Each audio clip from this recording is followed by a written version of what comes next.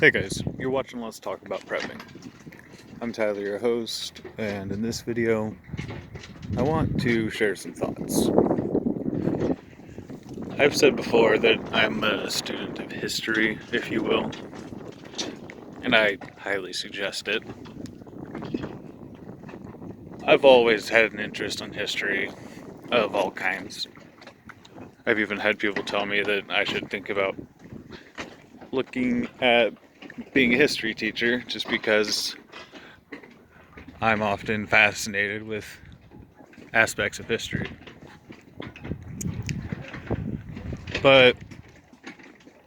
And I think that this is a result of having so much history readily available, just sort of taught to you as a story. There's a little bit of a tendency, I think,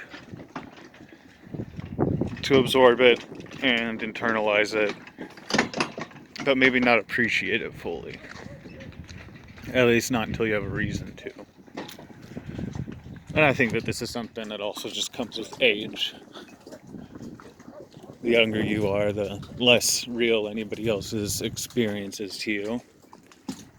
Short of having majorly perspective changing events happen to you as a child. But as I get older, I start to reassess, especially as I learn or hear personal accounts from events that were just history events to me before. I start to gain a much stronger appreciation for what the experience was like of being a person who lived there and experienced that thing. There's a little bit of a mental fallacy sometimes of seeing the people who experienced historical events as characters in a story, like that was their fate. But those were normal people, and throughout all of documented human history, humans have pretty much been the same. Unless you believe that we're genetically changed by our cultural knowledge, but I don't know of any scientific proof of that. So we have to assume that those people thought the same, had the same hardware, felt the same about the people that they cared about, and all these things, depending, of course, on cultural differences. But lately, I've been listening to and watching personal accounts of different historical events, including things like American pioneer times, early America, the Holocaust. Something stands out to me, and this is something that a lot of you have mentioned lately as an analog to prepping, is that there's an aspect of reality that modern society lacks, at least for many of us in the Western world. We live in a bubble of good times. Times that are so good that we almost don't even know what it's like to not have good times. We have personal tragedies and hardships and things like that, but for many of us, there aren't the truly hard decisions that many people just knew they would eventually have to make in their lifetime. We have modern analogs of a lot of them, but for instance, something that stands out to me is the finality of decisions when the world is harsher than it is today for many of us. I've been hearing a lot of accounts from people who survived Auschwitz. And something stood out to me whenever I heard an account from someone who, well, just accounts of people who had gone through Ellis Island.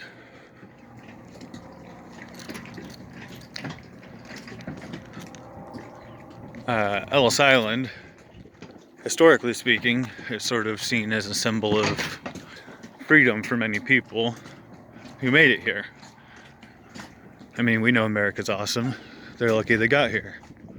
But Ellis Island, if I'm not mistaken, is called the Island of Tears.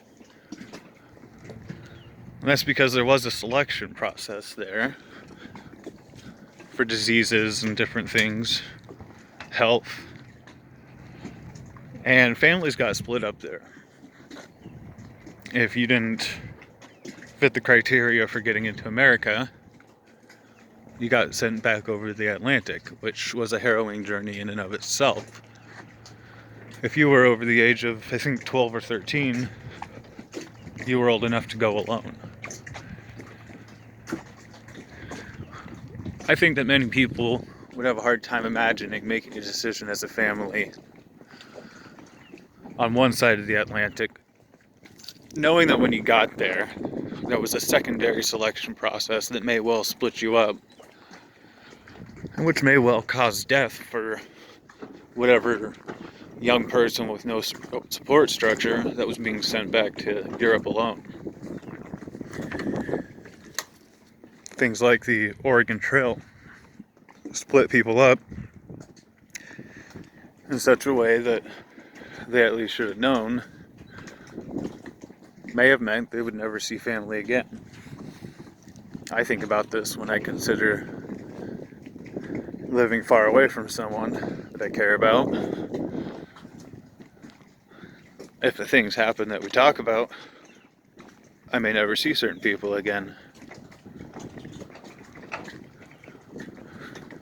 But that's something that a lot of people don't have to think about because planes are pretty easy to use. You can see someone who lives quite far away. But history isn't over.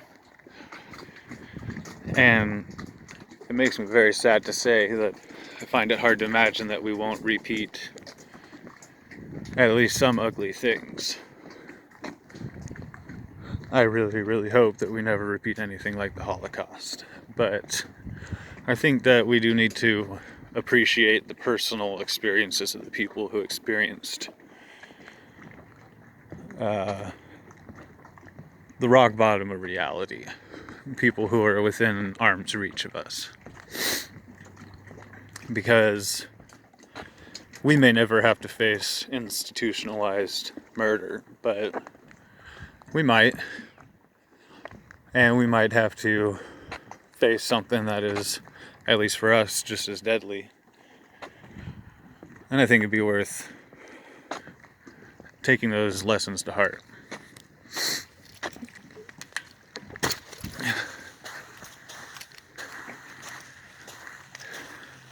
Those people that experience those things aren't just characters in a story. Ask yourself if you could ever get on a different train from someone else. And think about it for real, because in that moment it's a life and death decision. Because it's not a story if you really think about the things that we talk about here. You may face a day where the decision that you make will cause the death or separation of people you hold dear. You may face a day when you have no choice but to make that kind of decision. The decision of leaving people behind or everyone dying. The decision of leaving everyone to go work so that everyone has a chance.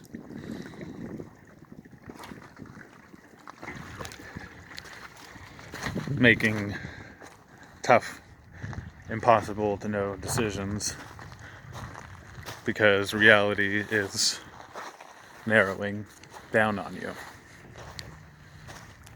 I think that that's the kind of mentality that it's important to ponder if you are worried about apocalyptic situations.